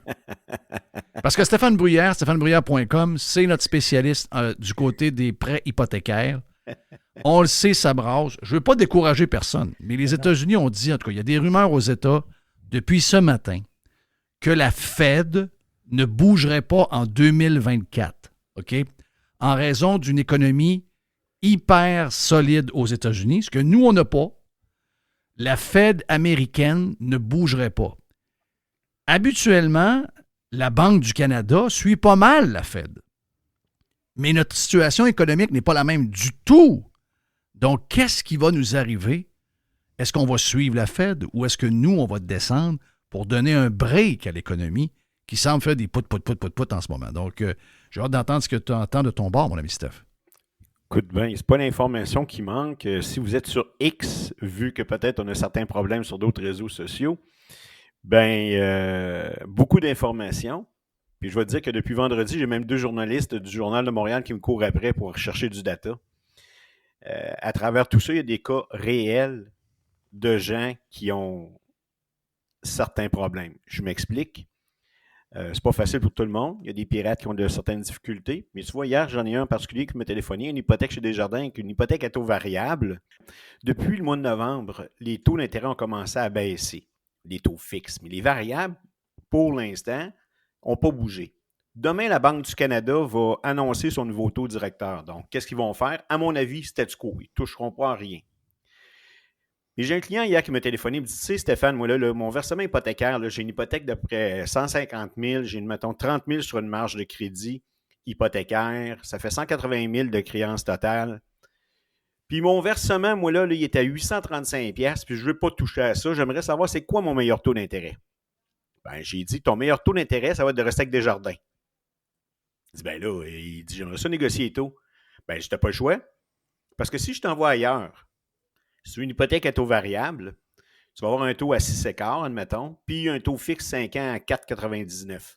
Mais le versement hypothécaire, je suis obligé de te le mettre sur 25 ans. Peut-être au pire 30 ans. Mais de la manière que tu es enligné là, tu vas payer ton prêt hypothécaire en 40 ou 45 ans. Je ne peux pas t'envoyer ailleurs.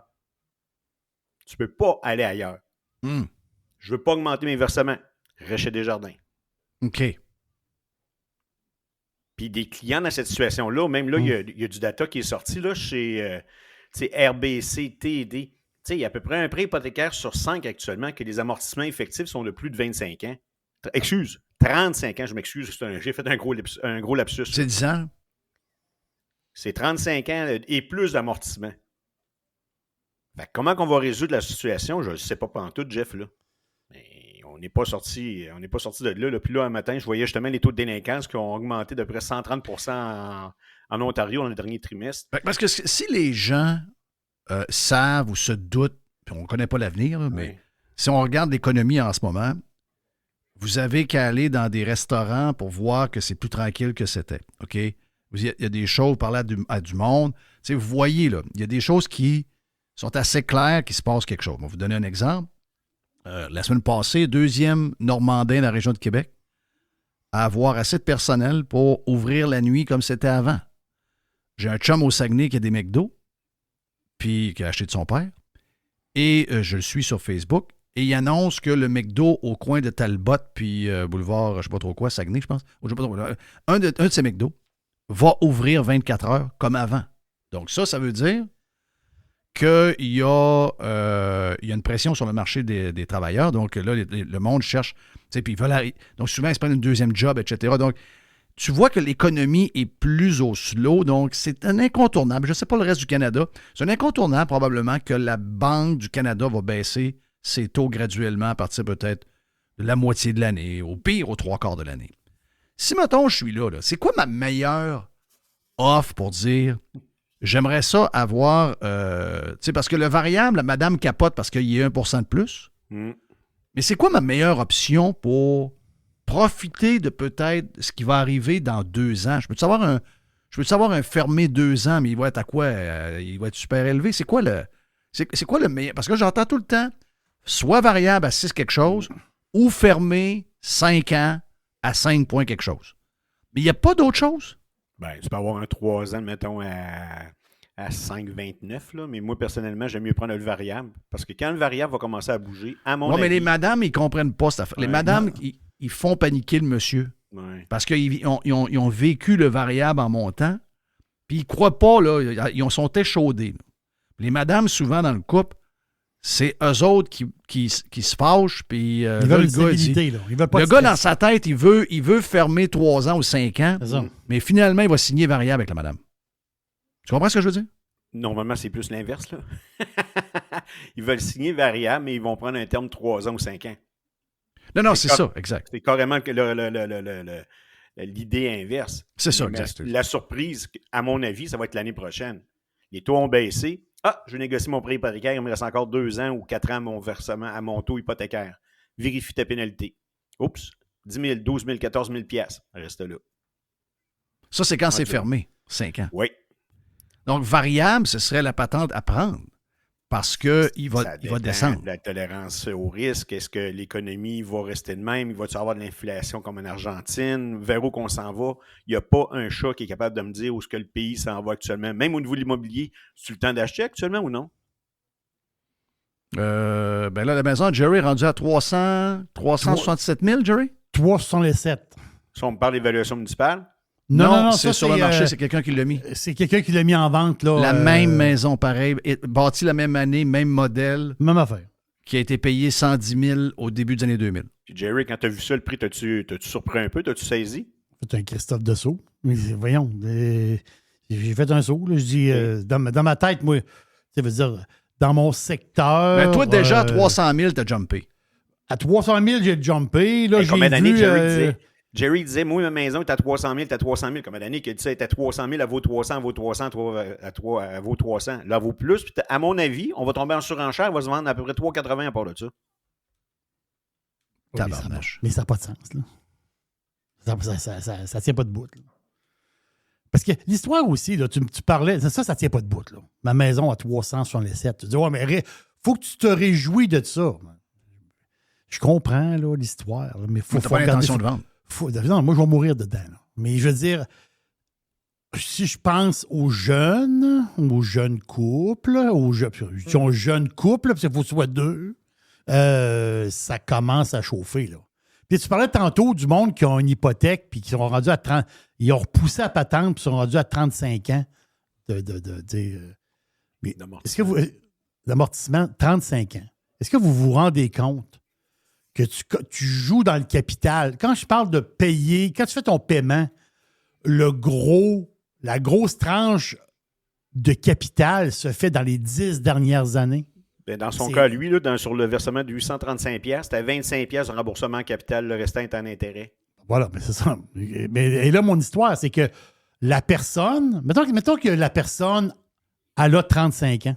Mettons que l'emprunteur a 35 ans. Dans 20 ans, il vend sa maison. C'est ça, il reste 35 ans à payer. Parce que son amortissement, il est 35.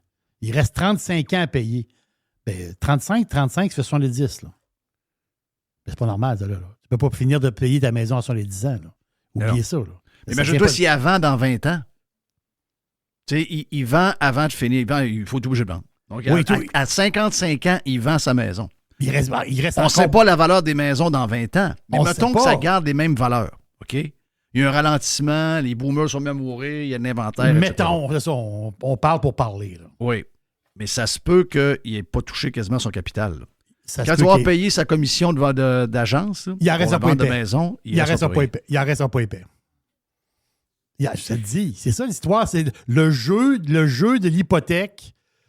Je le sais parce que moi, je suis dans cette période-là. Là. Mais l'affaire, c'est que tu le vois dans les dernières années, tu le vois que la tranche de capital, là, ça descend comme une roche, ça tombe comme une roche. Là. À la fin, c'est inimaginable. Là. Pourquoi? Parce que tu es quasiment 100% de ton paiement sur le capital. Boum! Boum! À chaque mois, boum, boum, boum. Dans les dernières années, c'est inimaginable. Mais d'après... Regarde, je connais pas toutes les histoires de calcul, mais d'après moi, c'est un genre de 10 ans. Avant ça, là, tu piges pas beaucoup dans le capital. Je peux me tromper, mais un gars qui a 35 années, il est foutu. Je te le dis, là. Il est foutu. Je sais pas quel âge que t'as, mais t'es fait. C'est sûr que si tu achètes ta maison à 20 ans, tu as 35 ans. Okay. Non, c'est correct. Mais Je on comprends, s'entend qu'au prix que sont les maisons, c'est pour ça qu'il va arriver. Là. Il n'y a personne qui achète des maisons à 20 ans. Là, c'est plus. Ben, nous autres, on faisait ça. Oui. Moi, ma première maison, j'avais à peine 20 ans. Mais ça, c'est fini. Là. Et là, c'est fini. Là, t'es pas mal plus dans le 30 ans puis dans le 35 ans. Là. Exact. Ouais, ils vont mourir à 200 ans, Marbin. Oui, c'est ça. Donc, Mais ce on que a je voir veux- ça, mon ami Steph, raconte un peu. Ben, je pense que l'immobilier canadien va falloir faire attention parce que l'immobilier canadien en particulier, on ne peut pas le comparer avec ce qui se passe aux États-Unis. On est beaucoup influencé par deux marchés importants, Toronto et Vancouver, qui commencent à montrer de la délinquance importante actuellement. 30% des investisseurs au Canada, ce sont justement des investisseurs, ce n'est pas des propriétaires occupants. Puis quand tu regardes, mettons, pour le marché de Québec, là, ben, tu sais, il y a une vente qui s'est faite ici, là, une belle petite vente là, à 299 000 listée. C'est vendu 320 000. Un beau bungalow. 1988 quand même, c'est pas pire. Combien? La surenchère dans, je dirais pas le bas de gamme, là. Même à Pont-Rouge, là, ça défonce. Là. Arriver avec des offres d'achat multiples, tout le monde est qualifié pour la même affaire, c'est normal. Ils gagnent tous les mêmes salaires. Ou presque, là. Ouais. Il va se passer quoi? Je ne sais pas, mais à mon avis, le gouvernement, pour essayer de sauver la face, on va arriver avec des programmes de programmes. Mais moi, je pense qu'au niveau de l'immobilier au Canada, on est foutu. Mais je te dirais qu'il n'y a pas juste l'immobilier. Actuellement, si vous connaissez des concessionnaires auto, bon, les plus wise, pendant la COVID, quand la folie a levé, ils ont gardé de l'argent de côté. OK? Mais vous savez que l'humain n'est pas de même. Là. Il y a des humains que l'argent lui brûle des mains, là, incluant l'argent de la compagnie. Là. Ils partent en fou, ils font des affaires. Puis ils pensent que le moment actuel où c'est la folie, c'est pour l'éternité. Alors que quand il y a une démesure, tu sais que ça ne tient pas. Puis tu sais que quand tu vas avoir une correction pour arranger la démesure, ben, ça va faire mal. Et là, c'est le cas en ce moment. OK? Les concessionnaires ont les courbes bien pleines, en passant, là. Pleines de stock. Si vous avez un véhicule à changer, si vous avez un véhicule à acheter, là, maintenant, il y a 2 ans, rappelez-vous, les prix étaient complètement cinglés. Les usagers, les neufs, il n'y en avait pas. C'était malade. Là, en ce moment, là, Jeff, le changement depuis le mois d'août, c'est un renversement phénoménal. Là. Moi, j'ai magasiné mon auto au mois d'août. Il n'y avait rien sur le marché. Là. C'est fou. Là. Regarde, tu ne peux pas t'imaginer. Là. Je pourrais en parler pendant 1 heure de temps. C'était de l'attente. De l'attente. Et de temps en temps, il recevait quelques voitures.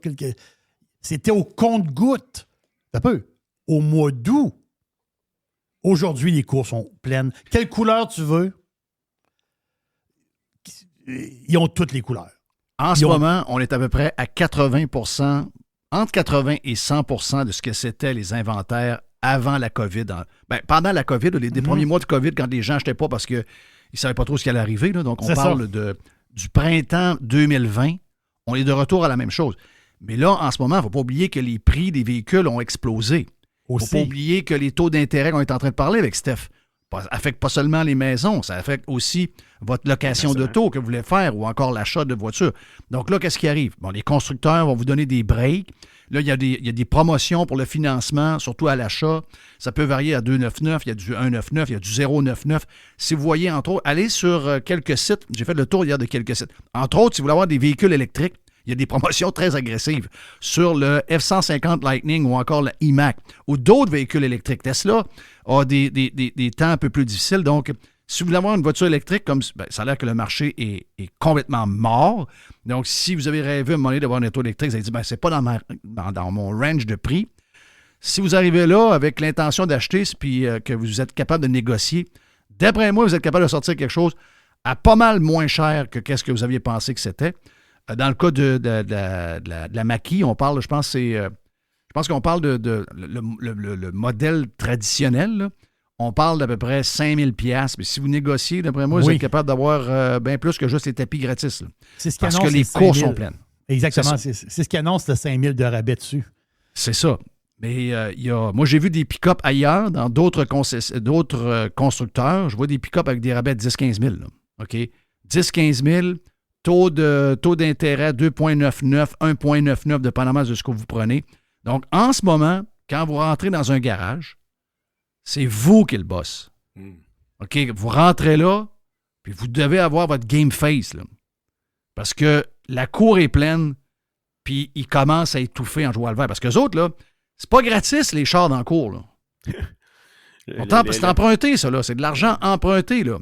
Chaque jour que chaque jour que le char est dans le cours, eux autres, ils lui coûtent de l'argent. Ils ont hâte qu'ils sortent en jouant le vert, je peux te le dire. Donc, la balle est dans votre camp. Dans les maisons, si vous avez une maison à vendre de 600 000, c'est probablement la même chose.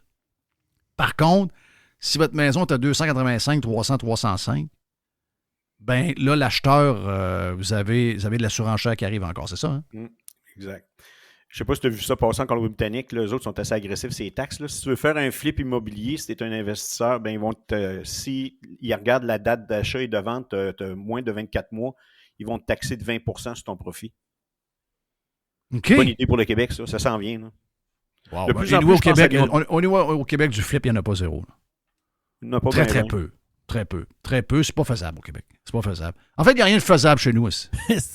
Il n'y a rien. Si je te parle d'immobilier de gauche et de droite, il y a une vision, j'ai une certaine vision de ça, moi. Tu sais, le monde me dit, comment tu penses ça va aller l'immobilier en Floride? Comment tu penses l'immobilier ça va aller au Québec? Moi, j'ai pas mal mes idées arrêtées là-dessus.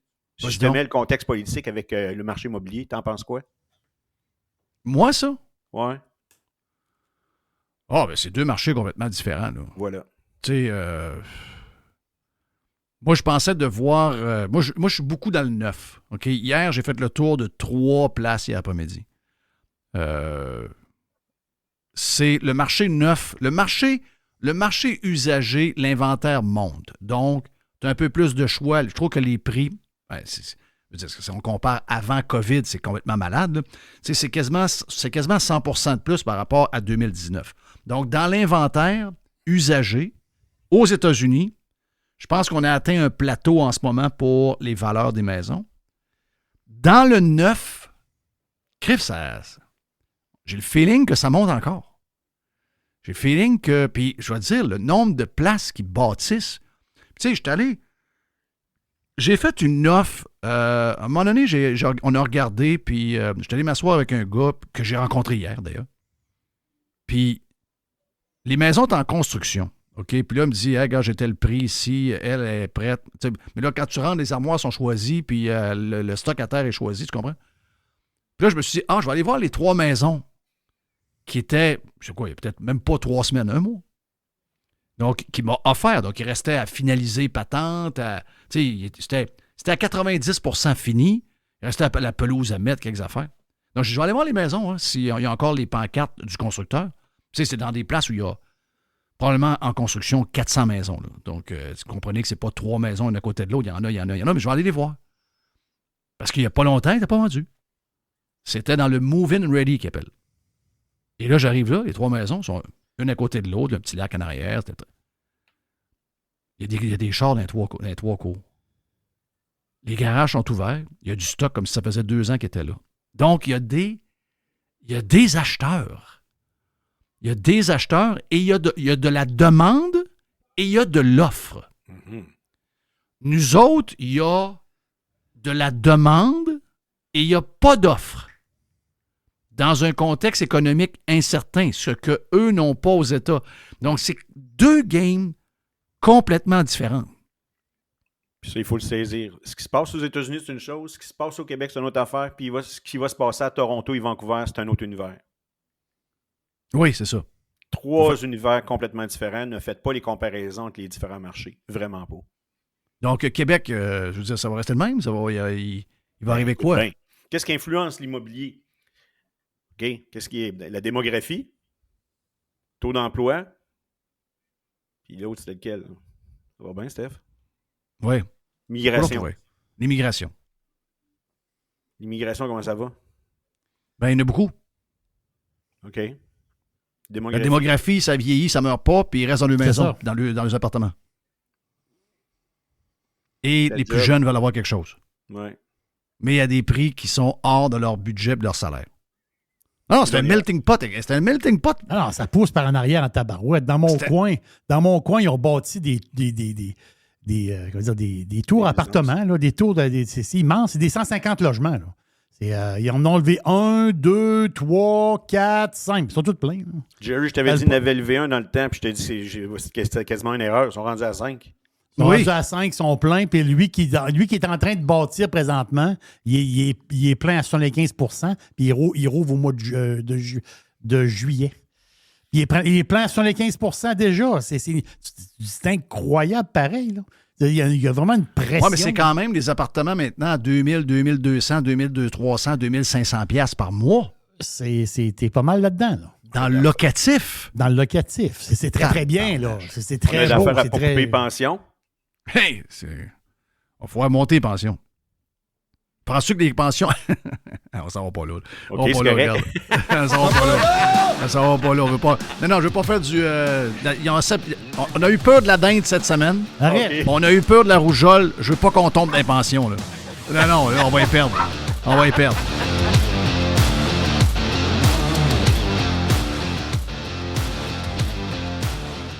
Jeff Fillion. The Revolution. Radiopirate.com. Fresh 100%. 100% pirate. La poubelle à Jeff. La poubelle à Jeff. C'est ma poubelle. La poubelle à Jeff. Thank you. On fait des versions différentes maintenant. Mardi... OK, je vous pose une... OK, je vous dis une affaire de même. Je vous dis ça de même, là. Dans la poubelle, il y a plein d'affaires. Si vous êtes tout nu sur votre galerie d'en avant et que votre voisin ne peut pas vous voir, c'est que vous vivez en campagne. Si vous êtes tout nu sur la galerie d'en avant et que votre voisin call la police, vous vivez dans un quartier en banlieue. Si vous êtes tout nu sur votre galerie d'en avant et que votre voisin vous ignore, vous êtes en ville. Et si vous êtes tout nu sur votre galerie d'en avant et que votre voisin est aussi tout nu sur sa galerie d'en avant, c'est que vous êtes en Floride. Voilà. Donc, la place des bizarres, c'est là. C'est juste un running gag. Donc, genre de patente drôle parce que il y a beaucoup de phénomènes. Quand il arrive du monde de partout, il arrive beaucoup de phénomènes. Je veux juste vous dire, je veux saluer le lieutenant-général James Doolittle. Doolittle, donc General James H. Doolittle. Donc, still alive. 656 et 79 pour immatriculer un pick-up au Québec. 656 et 79 Là, ça tient pas de bout. pour immatriculer un pick-up au Québec. Puis, le plus drôle de ça, là, c'est que, t'as peu voir, frais d'administration. Il y a des frais de... il y a des affaires là-dedans. Il y a des affaires là-dedans, il y a des patentes de taxes, il y a des frais d'administration. Mais ça, tu vas dire ça. Ajouter 3,75 oui. au montant payé pour un paiement fait dans un point de service. Regarde, c'est 3,75. Si je vais payer dans un point... Vous voulez pas qu'on y aille, vous nous chargez 3,75 pour aller au comptoir? C'est épouvantable. Cette gang-là sont épouvantables. Puis là, tu vas dire ça, ça n'a pas de bon sens, ce prix-là. Et là, il y a toujours la petite voix qui arrive en arrière. Oui, mais c'est du monde d'affaires, puis ils mettent ça dans leurs dépenses. Mais c'est pas tout du monde d'affaires. Même si... Non, mais quand tu as un pick-up, c'est parce que tu en as besoin, sinon tu n'as pas de pick-up.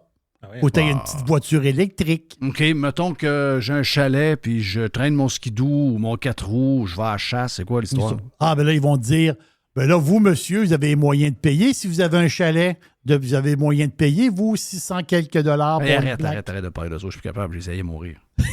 arrête, je suis plus capable. Ouais, mais je suis tellement habitué.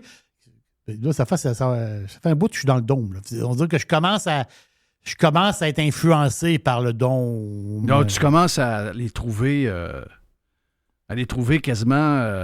sont prévisibles. Oui, c'est ça. Si tu dis, mettons, quand je vais manger, je mets une facture, tu mets encore des factures sur le web, Jerry? Là, quand tu mets une facture de quelque chose, tu sais, une facture qui n'a pas de sens. Tu sais, ça n'a pas de sens. Ils vont dire, ben, tu as juste à pas l'acheter. Non, c'est plus capable. Arrêtez de me dire ça, là. Parce qu'à un moment donné, tu vas mettre une facture de un pain. Oui, mais tu sais pourquoi ils disent ça. Parce qu'ils autres, ils défendent ça. Oui, mais tu peux pas te défendre. Là, tu mets une facture de un pain. Mais je sais pas pourquoi ils sont de même. Ils sont de même. Ils défendent ça.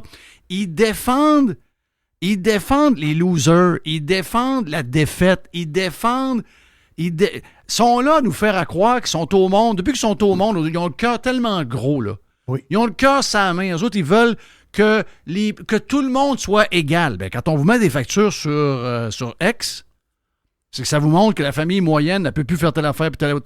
La famille moyenne ne peut plus avoir le pick-up. Là. C'est ça? Ben non. Avant, là, du monde ordinaire avait des pick-up. Là. Christophe, on peut-tu s'entendre au moins sur quelques affaires? Une ou deux, là, peut-être pas toutes, mais une ou deux. Tabarouette. Ils vont-tu aller au bout puis ils vont dire, ben t'as juste à pas acheter de pain? Oh. Ben c'est vrai, si tu mets une facture de pain à 5$, tu sais, hey, le pain il est rendu 5$, t'as juste à pas acheter de pain? Non, Christophe, vous rendez-vous compte de qu'est-ce que vous dites? Ah, son enfer, arrête. Il m'énerve. Mais je pense qu'eux-mêmes s'énervent. Ça se peut pas qu'ils soient pas à la même place que nous autres là-dessus, c'est pas tant de même. Est-ce que tu as vu l'histoire du... écoute, c'est pas vérifié, là, OK?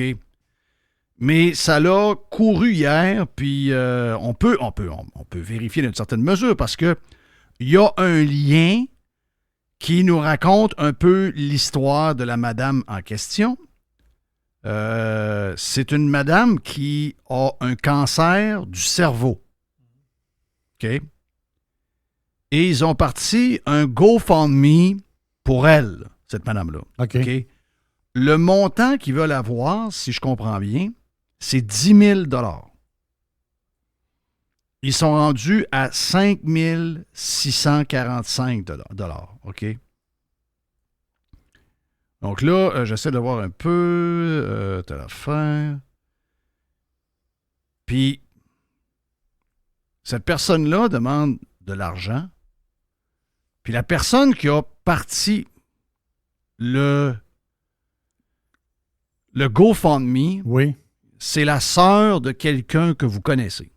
OK? Donc, la sœur a parti pour sa mère qui combat un cancer du cerveau. Elle a parti un GoFundMe pour ramasser 10 000 $.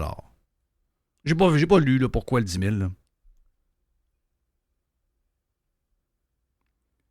Mais c'est la mère et la sœur à Brandon Gallagher. Hein?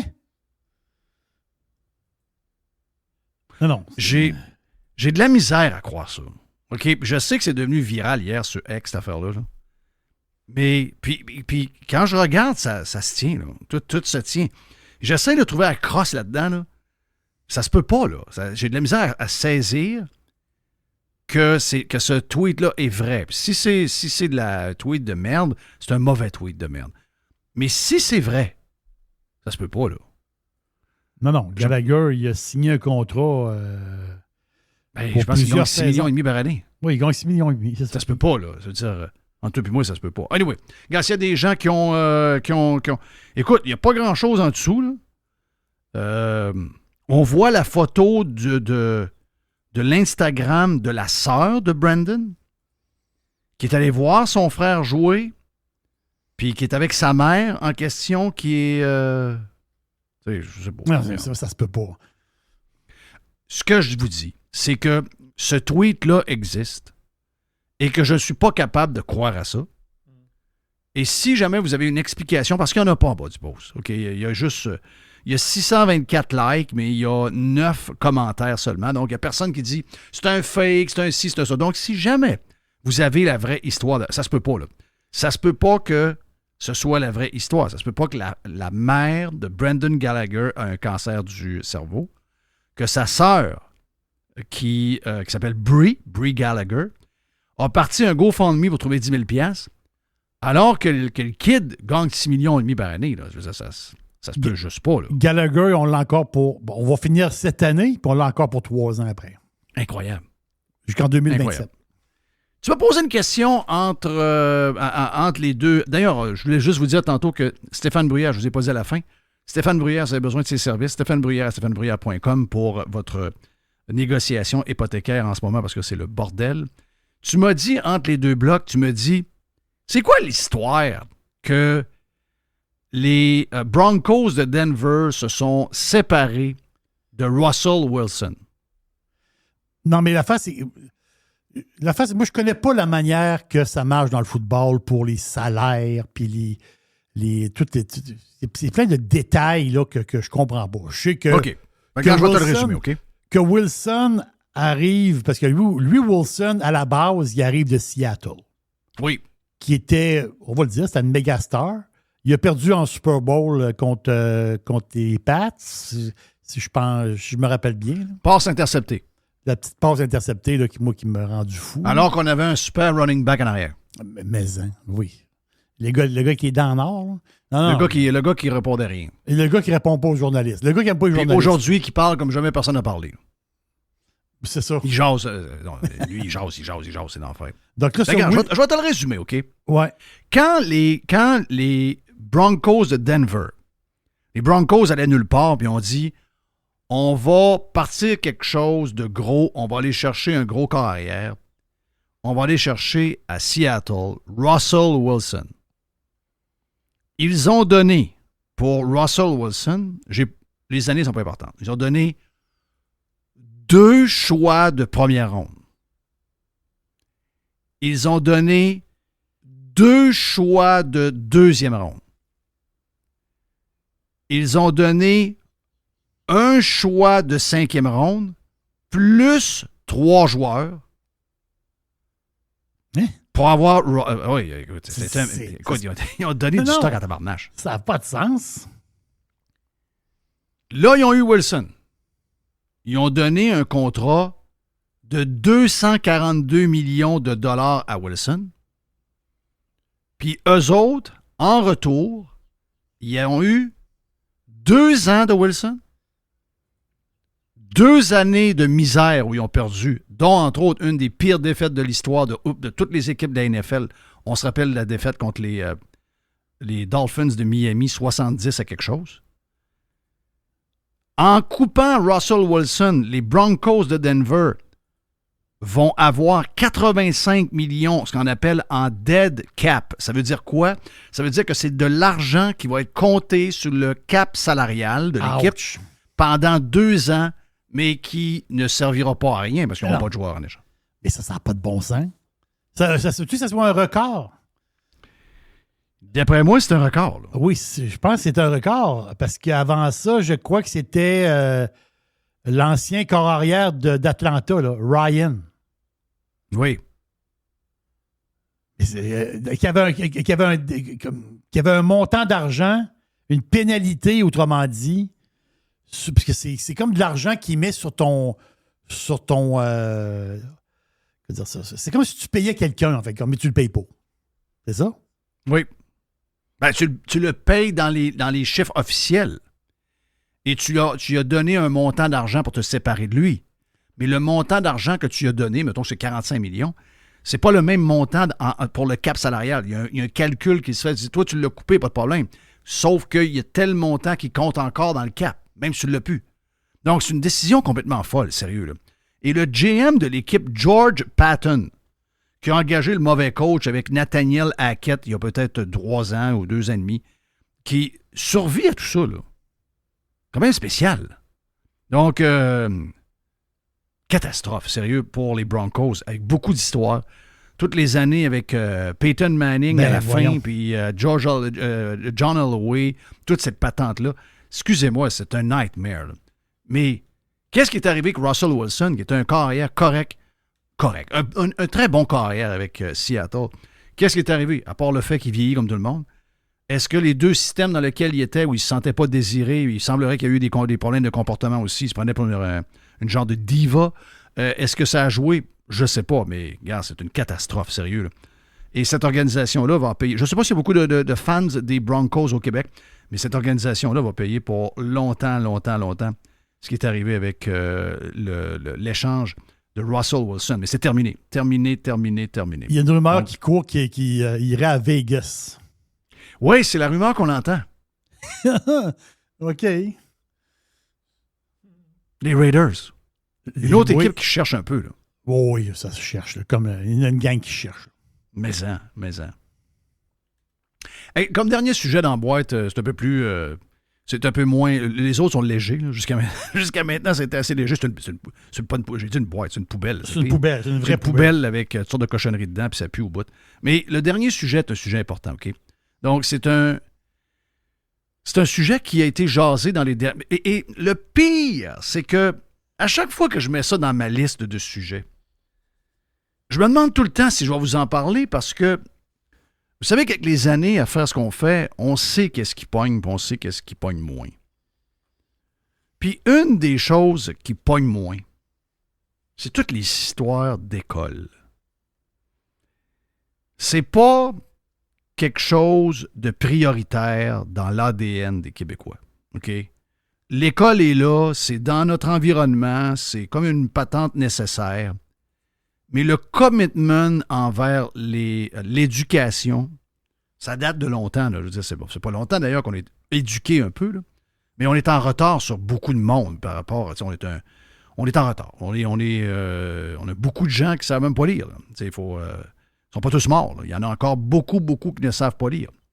Donc, l'école, à chaque fois qu'on parle de ça, maudite marde, c'est jamais un hit. C'est jamais un hit. Mais ce qu'on a su cette semaine, là, comme de quoi que il y a près d'un garçon sur 5 qui a abandonné ses études secondaires au Québec pendant la pandémie. Là, si je parle de pandémie, je risque d'avoir un peu plus d'écoute. OK? Oui. Mais ce problème-là ne part pas de la pandémie. À la pandémie, y a-tu quelqu'un de surpris de savoir qu'avec ce que ces sauvages-là ont fait pendant la pandémie, il y a plus de décrochage scolaire? Il y a des jeunes qui ont comme lâché tout. Ils ont abandonné leur sport. Ils ont abandonné leurs amis. Ils se sont réfugiés dans le sous-sol. Ils ont commencé à gamer beaucoup trop. Ils se sont mis dans un genre de monde complètement à part. OK? C'est sûr, on leur a demandé de s'isoler et de jouer au héros.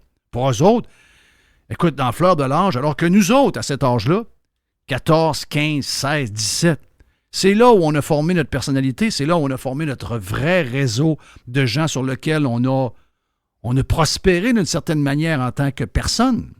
C'est là que ça s'est passé. C'est les années les plus importantes. Mais eux autres, pendant 2 ans et demi de temps, on les a bouffonnés à les garder en dedans, en leur enlevant le sport, en leur coupant l'école. De temps en temps, on remettait l'école. Puis là, ils pouvaient y aller 1 journée sur 2. Parce que l'école ne pouvait pas tout être en même temps, parce qu'il n'y avait pas de place pour la cafétéria. puis ça prenait un nombre X dans la classe en raison du nombre de pieds carrés. Ah, c'est insupportable. Toutes des folies qui, aujourd'hui, on devrait avoir du pardon, mais non, mais à chaque fois qu'on leur pose la question, auriez-vous fait les choses différemment? Encore cette semaine, Arruda a dit « Oh non, on aurait fait exactement la même chose. » Ils ne sont pas capables de nous dire qu'ils se sont trompés. Ouais, on a peut-être été... Ce serait si facile. On a peut-être été trop loin. On a fait des choses qui n'avaient pas rapport. On peut les nommer. On peut parler du couvre-feu. On peut parler des écoles fermées. On peut parler... Tout ce qui est relié aux jeunes, on s'est trompé. Puis les chiffres qu'on voit de la Suède nous montrent qu'effectivement, on s'est encore plus trompé qu'on pense. La Suède est dans un monde à part. Le nombre de morts et tout ça, quand on regarde les chiffres de la Suède, ils ont comparé tous les chiffres par rapport à l'Europe de cette période-là, et la Suède gagne all the way. La Suède sort de là gagnant. Tout le monde, toute la gang de pro-COVID se sont moqués de la Suède. Nous autres, on mettait des drapeaux, on était fiers d'eux autres. Mais la Suède est gagnant, là. Personne ne vous dit ça, là. Ça, c'est comme quand on vous dit, quand on vous rabat la patente de nouvelle en disant « Ah, la Californie, c'est maintenant la sécheresse pour l'éternité. Ça va devenir un désert, la grandeur. » Puis là, ils nous disent ça pendant 2 ans. Puis là, ils frappent là-dessus, puis ils frappent là-dessus, puis ils frappent là-dessus. Puis là, ils nous le répètent, puis ils nous le répètent. Et là, finalement, dans les 3 dernières années, on a parlé avec François, notre pirate, qui est en Californie aujourd'hui sur le Prime. Des années records. 30 pouces dépassés d'eau dans une année. OK? C'est du jamais vu. Ils n'ont jamais eu autant d'eau de leur... En tout cas, depuis que les statistiques sont ramassées, c'est une des années avec le plus d'eau que j'ai jamais eu.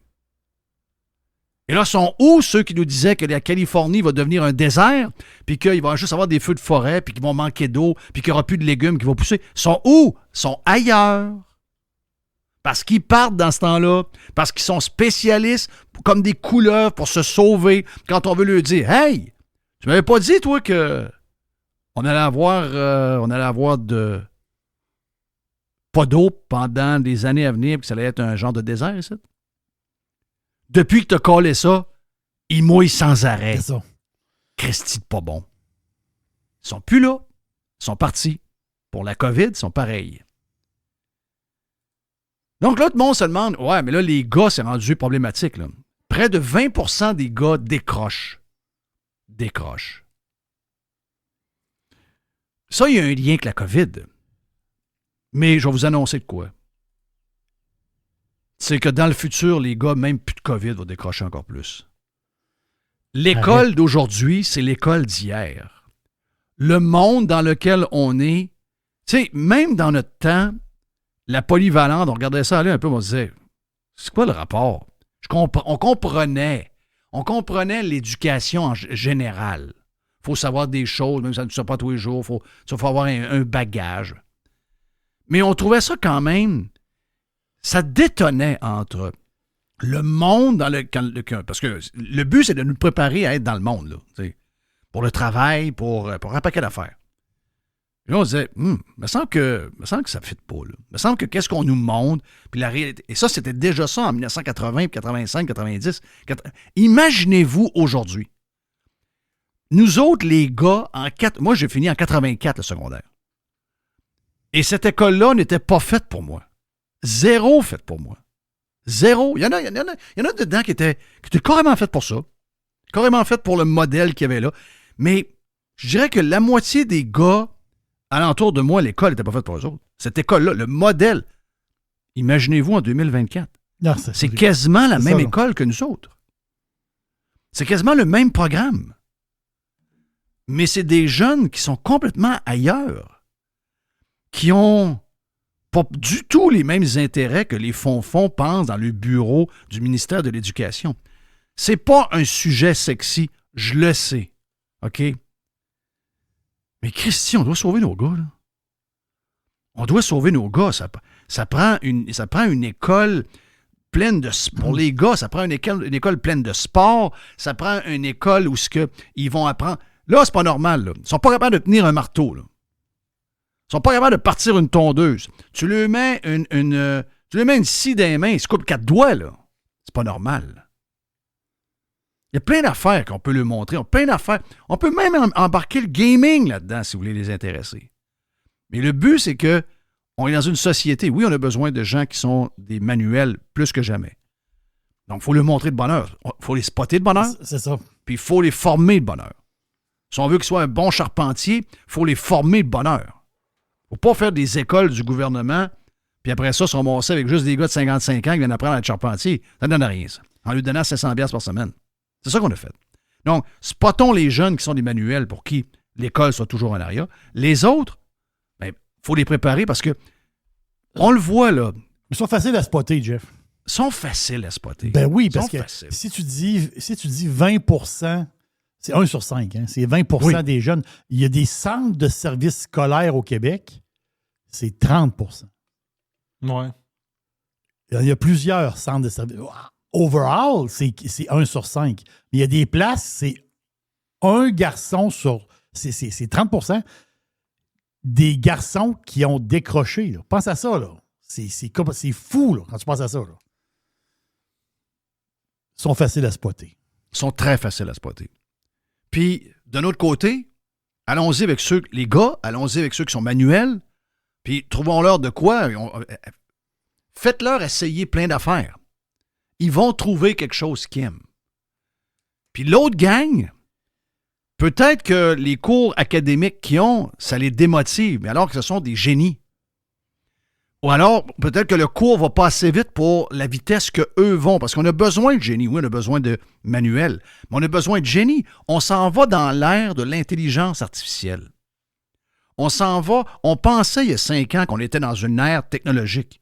Je peux vous assurer quelque chose, c'est qu'on n'a même pas d'idée de comment on va voir, on aura un monde qui va changer. Si vous pensez que le monde a changé, peut-être pas pour le meilleur, dans les 10 dernières, 15 dernières années, vous n'avez pas d'idée dans les 15 prochaines, les 20 prochaines, comment ça va changer. Et jusqu'à maintenant, le Québec ne fait pas partie vraiment de ce monde-là. On est dedans, on est utilisateur, mais on n'est pas nécessairement dans les créateurs et ceux qui s'enrichissent avec ça. Mais le Québec a tout ce qu'il faut pour être dans la gang. On a des gens, à la base, on est créatifs, on a tout ce qu'il faut. Il faut juste retrouver le goût de travailler, de retrouver une passion. Là, les Québécois ne travaillent plus. Là. La seule affaire que les Québécois pensent en ce moment, c'est plus travailler. C'est travailler à distance, travailler. Les Québécois ne veulent plus travailler. Et c'est pour ça que notre taux de productivité est le plus bas en Amérique du Nord. Donc, il faut trouver ça. Il faut allumer la flamme. Puis allumer la flamme, ça passe par nos jeunes et nos garçons. Il ne faut pas les abandonner. Je le sais que le sujet, il est moche. Je sais que ce sujet-là pogne jamais. Mais si on ne règle pas ça, on s'en va pas vers le meilleur. Là. Si on n'est pas en train d'éduquer nos boys, si on n'est pas en train de former nos boys pour qu'ils fassent partie de tous les besoins que notre société va avoir dans le futur, on est fourré. On est vraiment, vraiment, vraiment, vraiment fourré. Donc, on a besoin... On ne peut pas en perdre un. En ce moment, on ne peut pas perdre un jeune. Puis on sait en plus que quand on les perd, quand ils décrochent, ben ils vont vivre pas mal dans la misère, ils vont vivre toujours un peu serrés, ils vont vivre dans la consommation, un petit joint par-ci, un autre joint par-là, un autre ci, un autre ça. Ça finit jamais, jamais bien quand tu quittes l'école trop de bonheur. Il y en a qui réussissent. Mais la majorité, ils se courent après la queue de leur vie. Là. C'est bien tough. Donc, je sais que c'est pas sexy. Je vais le dire pour la 5e fois. Là. C'est pas sexy. Je le sais, mais... C'est un sujet qui devrait... Dans des sociétés, là, les discussions sur l'éducation, c'est top 5. Là. Si on prenait 25% des discussions qu'on a sur la maladie mentale des changements climatiques et qu'on prenait cette mauvaise énergie-là et qu'on mettait ça dans la discussion sur le futur et l'innovation pour les nouvelles écoles, pour les écoles de demain, on changerait le Québec. Mais c'est pas ça qu'on veut. On est dans l'anxiété mur à mur. On est dans la peur mur à mur. On veut juste faire peur au monde. On va avoir chaud, on va étouffer, il va y avoir des feux, il va y avoir des orages, il va y avoir si boire. Si vous voulez qu'on gagne contre les changements climatiques, puis je finis là-dessus, le seul moyen, c'est d'être riche et éduqué. Les pays pauvres et pas éduqués, ils ne seront pas green. Si vous voulez être green, ça passe par l'école. Me trompes-tu? Ben, c'est exactement ça. La pauvreté, c'est... ils pensent plus à manger qu'à poser des tourniquettes. Là. On s'entend Exact. là? Voilà. J'aurais C'est en plein une ça. dernière petite chose, parce que vous savez que Facebook a été down aujourd'hui. Elon Musk a chatouillé Facebook. Il a fait un post, il a dit « Si vous êtes capable de lire ce message, c'est parce que nos serveurs fonctionnent. Salaud. » 22 millions de vues en 1 heure. C'est très bon. Vive Elon Musk. Voilà, Jeff Fillion, voilà pour le Prime et le live d'aujourd'hui. On s'en parle demain, mercredi. See ya!